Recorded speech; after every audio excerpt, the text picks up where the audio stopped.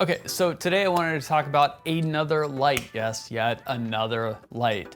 Today we're talking about the Godox, which I was actually curious to check out. Let me get it off the stand. One, it's a tight fit on the stand. But this is the Godox ML-30Bi light, which means bicolored light, which means you can change the color temperature on this light, but you can't exactly do colors like reds and blues and greens, but you can just dial in that Kelvin temperature, which I think is kind of cool. It's a little bit more limiting, but honestly, how often do I use blue? Well, I use blue right back here. This is a nice little light, great if you want to just pop some accessory lights up around, add a little more definition, detail to your room. It's kind of like what I do in here. I've got a little light right back there, got a light right above me way back in the back. I've got this little blue light back here, and I've got a light over here, just lights around just to add some more definition. These kind of lights are perfect for doing that. This is the first Godox light I've ever used, and I've heard good things about them, and I was actually kind of excited to test this out. Just a note, Godox did send me this in exchange for this video. I was supposed to do it like 2 months ago. This one is a little late, just a little late, but I'm doing it anyway. I do like this light. I mean, it seems like a decent quality build. There are some downsides to it. Places where you can tell that the quality isn't just up to snuff, but it's nothing major. Honestly, nothing major. But we'll get into that and let's check out this light. Some pros about this light. One, it's just easy to use. It's not overly complicated with buttons and menus and just like, you're like, what? This does so much stuff. I don't even understand it. There's honestly 3 buttons on the back: on, off, color, temperature, brightness, and then click them and you go through the menus. It's pretty simple to use. It has some effects in it, which I think are actually pretty decent. You've got like a faulty light bulb, you've got a TV flickering, fireworks, and like recreating a fire or a candle. And I think the effects that this one creates feels a little more realistic than other lights that I've used. Kind of cool. Still something you may not use all that often, but a nice feature to have in the light. Another advantage to this light is it's nice and small. It fits into tight little spaces. If you have a little corner where you want to sneak a light into, perfect. This one doesn't take up too much space. It's a good light for that. This is also quite a modular light. The light itself actually just screws onto here with a 1/4-20. So you can have the light just mounted anywhere you want, anywhere you've got a 1/4-20. Need a short one, put it on a short tripod, just put it wherever you want. If you just want to like prop it up on a sandbag in a corner, you don't have to have this all attached to it. And I just had a thought. It's got this little kick out leg on the bottom. You could just set this on a table. I honestly didn't even realize that until I was doing this video. I was thinking about this as I'm talking, and that's kind of cool. Yeah. So literally, if you want a short light on the ground, that's, I don't know, 10 inches.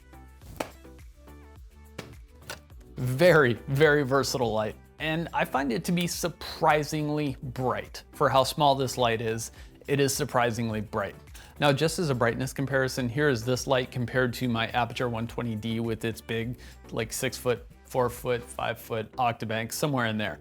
Big light, this is this light I'm using right now, versus the Godox with the softbox and a grid on the front of it. I think that was about 70% brightness when I did this test. So honestly, it's pretty decent. You can use this light as a main light as well. Don't get quite the softness as you do from a bigger softbox, but it's a good place to start. Now, cons of this light, I haven't really noticed anything that I don't like about just using this light. Like I said, there was the softbox, a couple of the ends weren't attached when I pulled it out of the bag.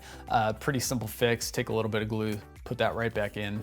No problem, haven't had any problems with it. And the other con, which may be a con for you, I don't find it to be a huge drawback from this light, is you can't do colored lights with it. Like I said, the blues, the greens, yellows, you can't just do whatever gel combination, hue, saturation, color you want.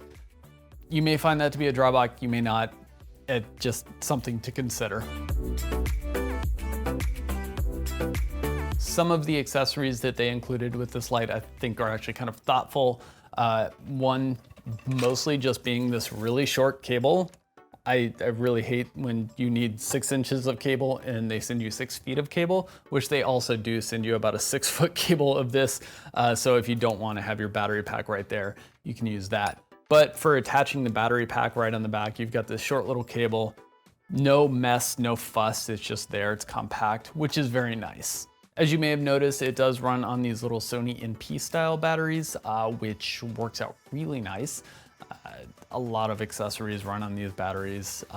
It's good to just have a slew of these around for different accessories. So it runs on 2 of these. Battery time, yeah, maybe isn't fantastic. 2 of these fully charged at 100% lasted almost 2 hours, which I don't know, it's okay. It's not fantastic, it's not horrible, but that's what those do. Now, accessories you can get for this light, I think it actually offers a fair amount of accessories for how small this light is. First, it comes with a dish, which most standard lights in this style does come with a dish.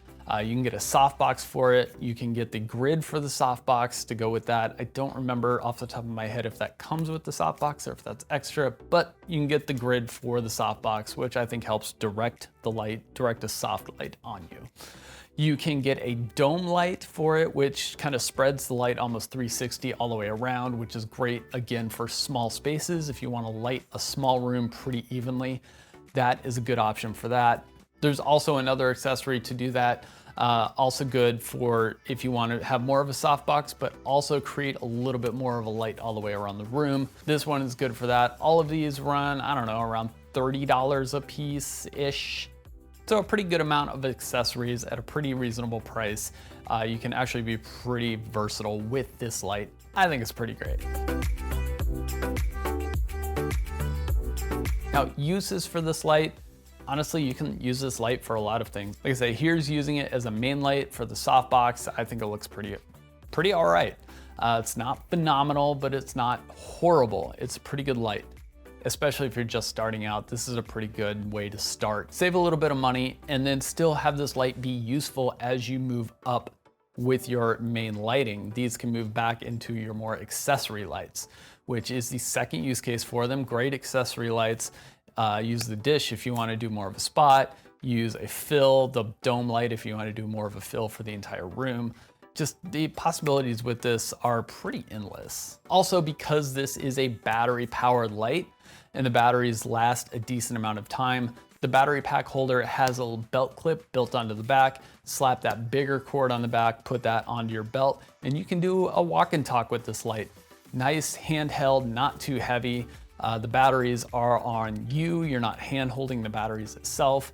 So this is a great little portable light if you're doing walk and talks, if you're just run and gun, and if you want to have an assistant run beside you with a light, perfect light for that. You know, if you had a really good assistant, they could probably hold 2 of these and just add some additional light, but I think that's a really good use for this light as well. All right, guys, well, I actually think they put a lot of thought and a lot of design into this light. Honestly, the more I use this light, the more I like it and the more versatile I find it to be. Super versatile. I've dropped links down below in the description to buy this light from B&H. You can get it as a single light, you can get it as a kit, which would get you started. It's not the cheapest you can go, but these lights, they seem like they're decently quality built. I bet they're gonna last quite a while, and that's a good place to start because these are gonna be great lights. Like I said, when you upgrade your main light, these lights can move more towards the background and you could add more lighting definition in your scene. Great little lights. Go ahead and check it out. Let me know what you think. Let me know what you like about this light. Let me know what you don't like about this light. And that's it. That's what I have for you guys today. I hope you guys enjoy it, and I will see you guys next time. And just a funny story about this light dome accessory. We were doing a nighttime holiday market where there was supposed to be power and there wasn't power. So I ended up running home, grabbing this, couple of batteries and a clamp. I clamped it up inside the 10x10 tent, had the light about, I don't know, 40%, ran it for about 5 hours on the batteries, no problem. Lit the entire booth, looked fantastic, and actually, this kind of saved that night. So that was kind of nice.